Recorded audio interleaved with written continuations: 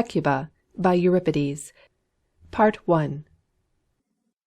Lo, I am come from out the charnel house, and gates of gloom, where Hades dwells apart from gods. I, Polydorus, a son of Hecuba, the daughter of Cisseus, and of Priam.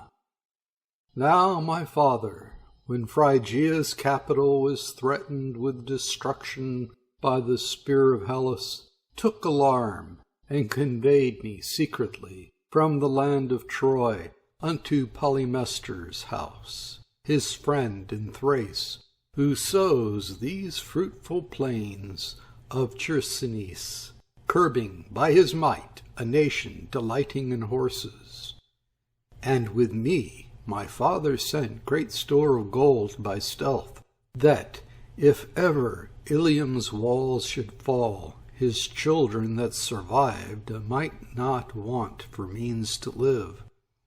I was the youngest of Priam's sons, and this is what that caused my stealthy removal from the land, for my childish arm availed not to carry weapons or to wield the spear. So long then as the bulwarks of our land stood firm, and Troy's battlements abode unshaken, and my brother Hector prospered in his warring, I, poor child, grew up and flourished, like some vigorous shoot at the court of the Thracian, my father's friend. But when Troy fell and Hector lost his life, and my father's hearth was rooted up, and himself fell butchered at the god-built altar by the hands of Achilles' murderous son, then did my father's friends slay me, his helpless guest, for the sake of the gold, and thereafter cast me into the swell of the sea to keep the gold for himself in his house. And there I lie, one time upon the strand, another in the salt sea's surge, drifting ever up and down upon the billows, unwept, unburied. But now I am hovering o'er the head of my dear mother Hecuba, a disembodied spirit, keeping my airy station these 3 days, ever since my poor mother came from Troy to linger here in Chersonesus.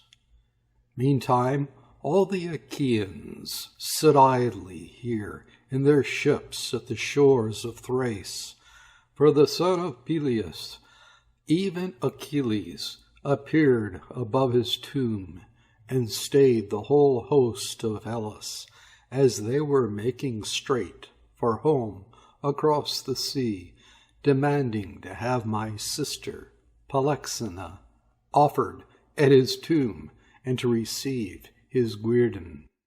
And he will obtain this prize, nor will they that are his friends refuse the gift. And on this very day is fate leading my sister to her doom. So will my mother see 2 children dead at once, me and that ill-fated maid. For I, to win a grave, ah me, will appear amid the rippling waves before her bondmaid's feet. Yes, I have won this boon from the powers below, that I should find tomb and fall into my mother's hands. So shall I get my heart's desire, wherefore I will go and waylay aged Hecuba, for yonder she passeth on her way from the shelter of Agamemnon's tent, terrified at my spectre. Woe is thee, hey mother mine, from a palace dragged to face a life of slavery. How sad thy lot, as sad as once 'twas blessed. Some god is now destroying thee, setting this in the balance to outweigh thy former bliss. Enter Hecuba and the chorus. Lead onward, ye Trojan dames, the old woman before the tent. Lead onward, raising up one now your fellow slave, but once your queen. Take me, bear me, conduct me, support my body, holding my aged hand. And I, leaning on the bending staff of my hand, will hasten to put forward the slow motion of my joints. O lightning of Jove! O thou gloomy night! Why, I pray, am I thus disquieted in the night with terrors, with phantoms? O thou venerable earth, the mother of black-winged dreams, I renounce the nightly vision which regarding my son, who was preserved in Thrace, and regarding Polyxena, my dear daughter, in my dreams have I beheld. A fearful sight. I have learned, I have understood. Gods of this land, preserve my son, who my only son, and as it were the anchor of my house, inhabits the snowy Thrace under the protection of his father's friend. Some strange event will take place, some strain will come mournful to the mournful. Never did my mind so incessantly shudder and tremble. Where, I pray, ye Trojan dames, can I behold the divine spirit of Helenus, or Cassandra, that they may interpret my dreams? For I beheld a dappled hind torn by the blood-stained fang of the wolf, forcibly dragged from my bosom. A miserable sight. And dreadful this vision also. The spectre of Achilles came above the summit of his tomb, and demanded as a tribute of honour one of the wretched Trojan women. From my daughter, then, from my daughter, avert this fate, ye gods, I implore you. Hecuba, with haste to thee I flew, leaving the tents of our lords, where I was allotted and ordained a slave, driven from the city of Troy, led captive of the Greeks by the point of the spear, not to alleviate aught of your sufferings, but bringing a heavy weight of tidings, and to thee, O lady, a herald of woe. For it is said that it has been decreed in the full council of the Greeks to make thy daughter a sacrifice to Achilles.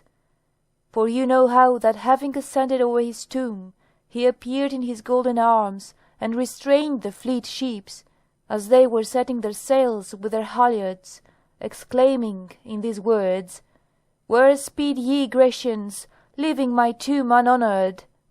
Then the waves of great contention clashed together, and a divided opinion went forth through the army of the Greeks. To some it appeared advisable to give a victim to his tomb, and to others it appeared not. But Agamemnon was studious to advance your good, cherishing the love of the infuriated prophetess.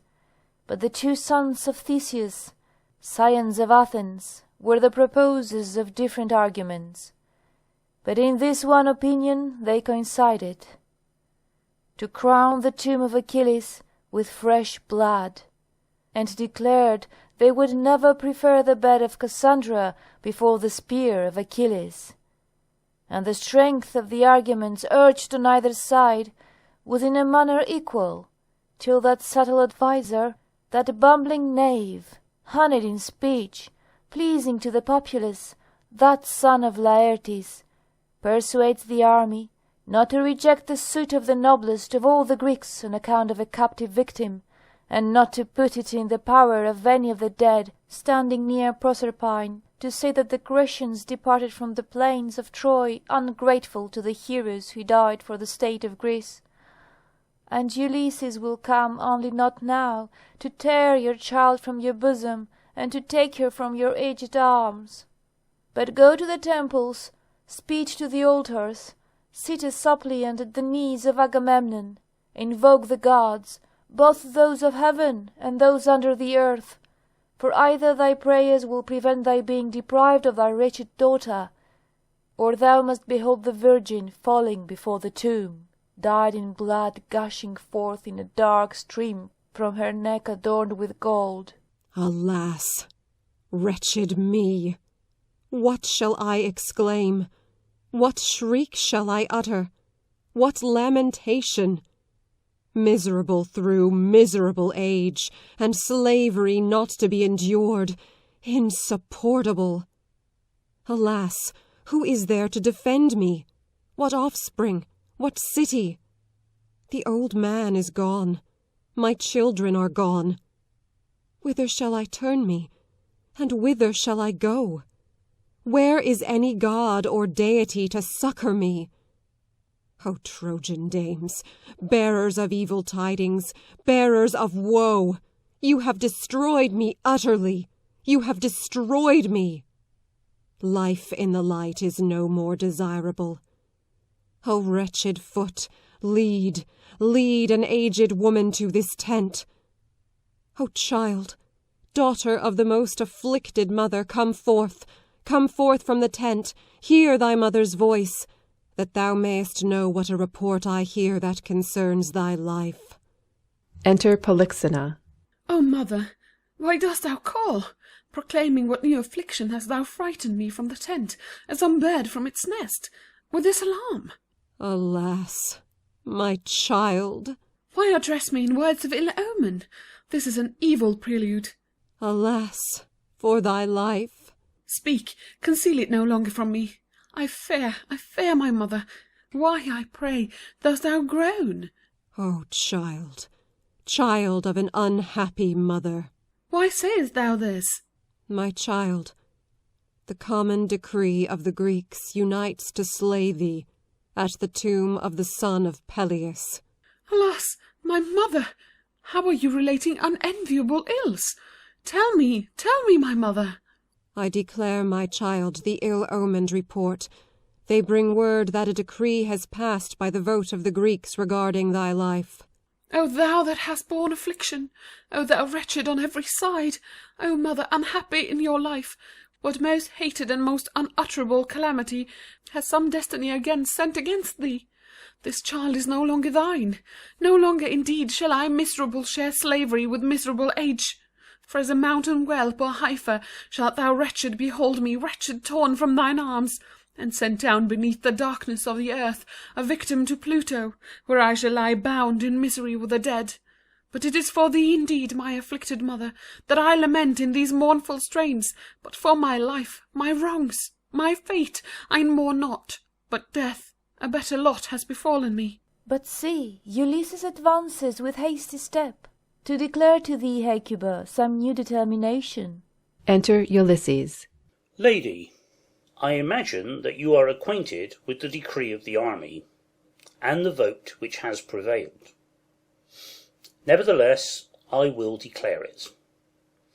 It has been decreed by the Greeks to offer on the lofty mound of Achilles' tomb thy daughter Polyxena. But they order me to conduct and convey the damsel. But the son of Achilles is appointed to be the priest, and to preside over the rites. Do you know then what to do? Be not dragged away by violence, nor enter into a contest of strength with me, but acknowledge superior force and the presence of thy ills. It is wise to have proper sentiments, even in adversity. Alas, alas, the great trial is at hand, as it seems of lamentations full, nor without tears. For I have not died in the state in which I ought to have died, nor hath Jove destroyed me, but preserves me, that I wretched may behold other misfortunes greater than past misfortunes. But if it be allowed slaves to put questions to the free, not offensive nor grating to the feelings, it will be your part to be questioned, and ours who are asking to attend. You have permission. Ask freely. I grudge not the time. Dost thou remember when thou camest a spy on Troy, disfigured by a vile dress, and from thine eyes drops caused by the fear of death bedewed thy beard? I remember well, for it made no slight impression on my heart. But Helen knew thee, and told me alone. I remember the great danger I encountered. And didst thou embrace my knees in thy humility? So that my hand was numbered through fear on thy garments. What then didst thou say, being then my slave? Many arguments that I invented to save me from death.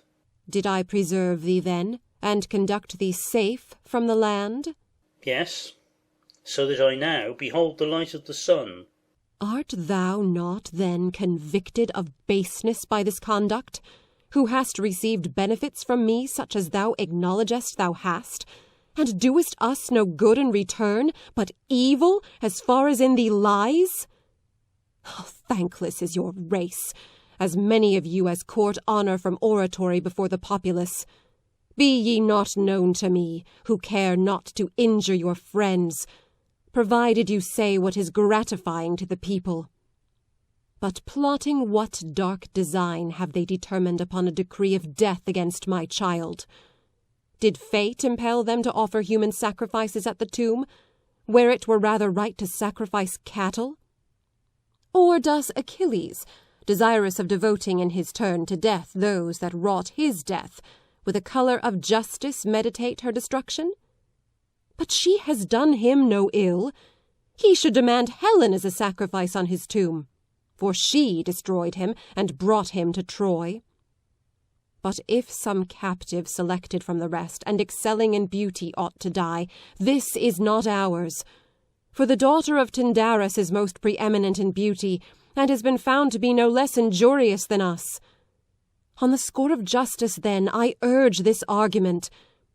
But with respect to what you ought to repay at my demand, hear. Thou hast touched my hand, as thou ownest, and this aged cheek also, falling at my knees.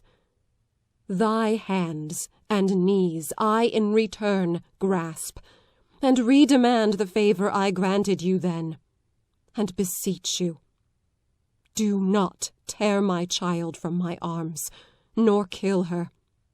Enough have died already. In her I rejoice and forget my misfortunes. She serves as my consolation in the stead of many things. She is my city, my nurse, my staff, the guide of my way.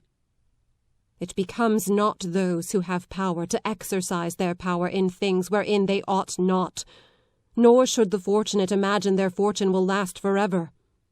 For I too have had my time of prosperity, but now have I ceased to be. One day wrenched from me all my happiness. But by thy beard, which I supplicate, reverence me, pity me. Go to the Grecian army and remind them that it is a shameful thing to slay women whom ye have once spared, and that too dragging them from the altar. But show mercy. But the laws of blood among you are laid down alike for the free and the slave. But your worth will carry with it persuasion, although your arguments be bad. For the same words from those of little character have not the same force as when they proceed from those of high reputation. There is no nature of man so obdurate, which on hearing thy groans and thy long plaints of misery would not let fall the tear.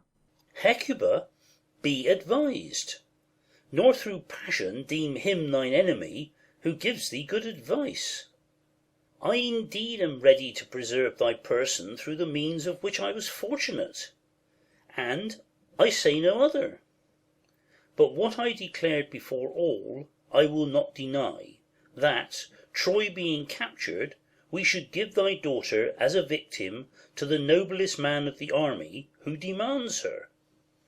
For in this many cities fail, when any man who is brave and zealous receives no more honour than those who are less valiant. But Achilles, O lady, is worthy of honour from us, a man who died most gloriously on behalf of the Grecian country. Were not then this disgraceful, if when living we treated him as a friend, but after he is gone we no longer treat him so? Well, what then will any one say, if there again should come an assembling of the army, and a contest with the enemy? Shall we fight, or preserve our lives, seeing that he who falls lies unhonoured? But for me at least, living from day to day, although I have but little, that little is sufficient. But I would wish that my monument should be beheld crowned with honour, for the gratification is for a long time. But if thou sayest thou sufferest affliction, hear this in return from me. There are with us aged matrons and hoary sires, not less wretched than thou art, and brides bereft of the noblest husbands, whose ashes this land of Troy conceals. Endure this. But we, if we injudiciously determine to honour the brave man, shall incur the charge of folly. But you barbarians neither consider your friends as friends, nor do you hold up to admiration those who have died honourably. Thus shall Greece be prosperous, but you shall experience fortune corresponding to your counsels.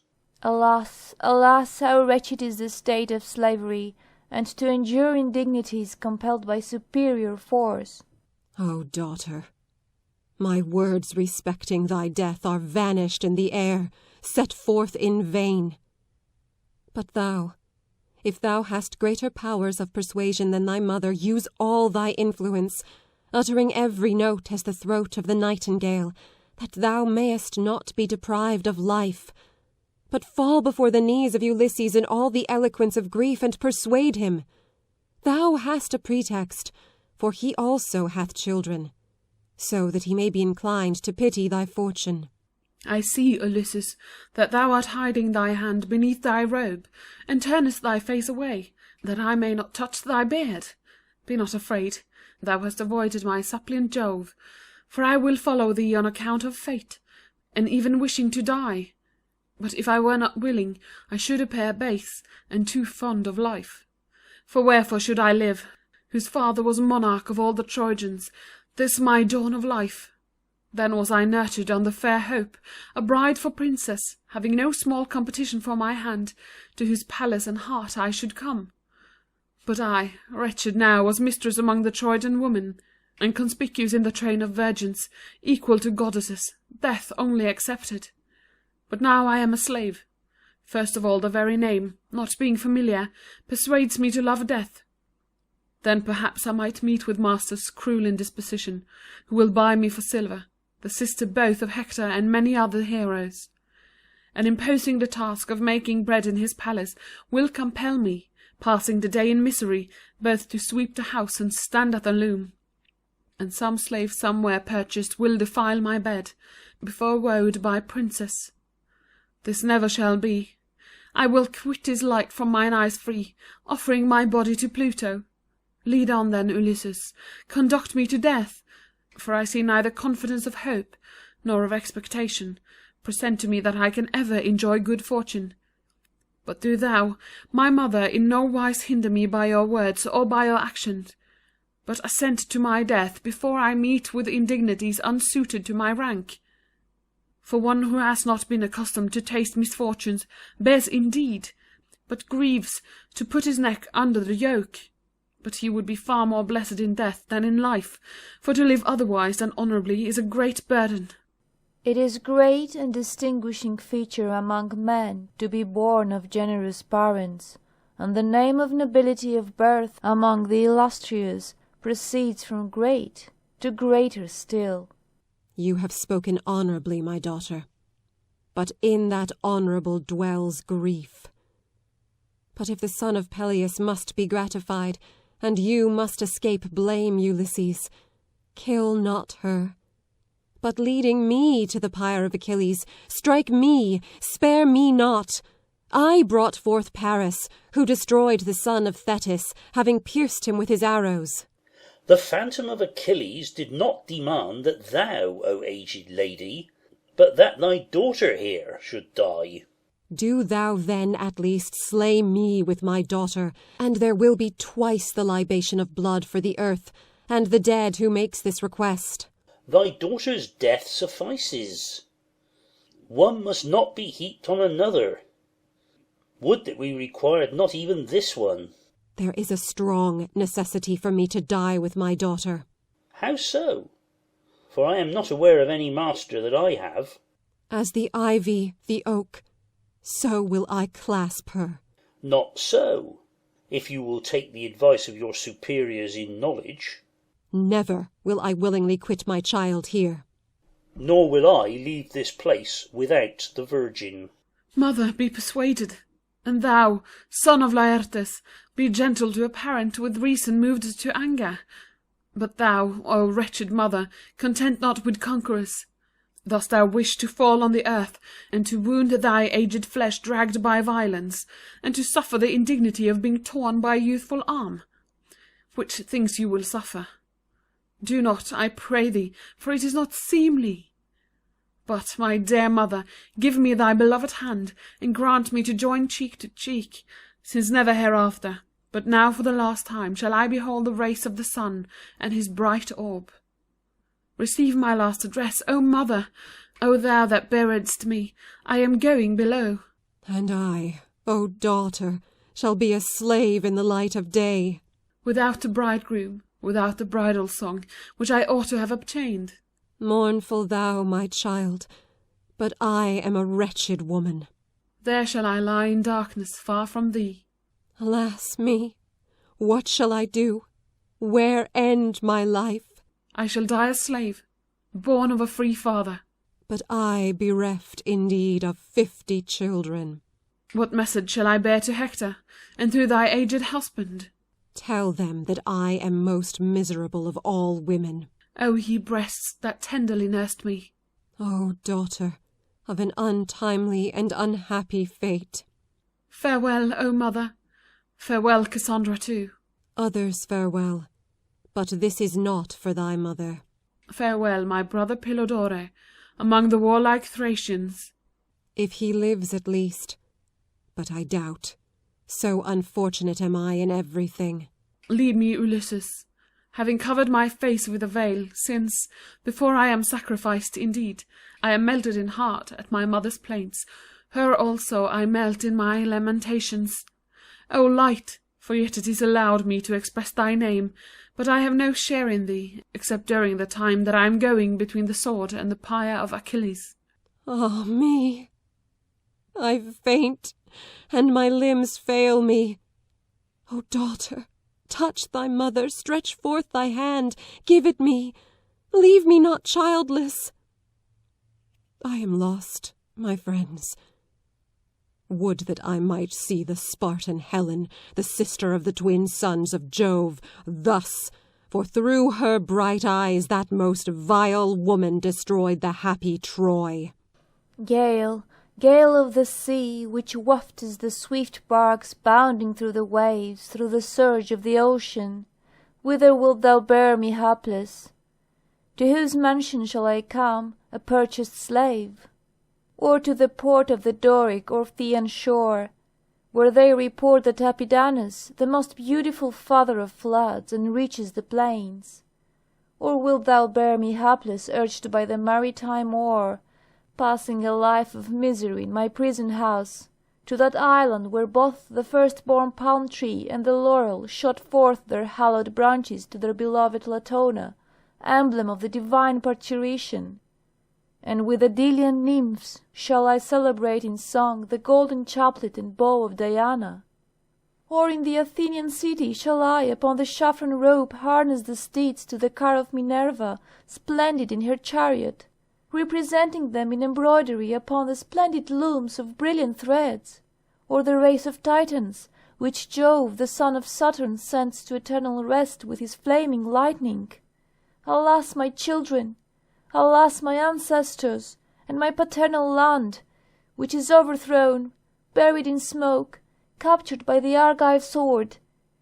But I indeed am a slave in a foreign country, having left Asia the slave of Europe, having changed my bridal chamber for the grave.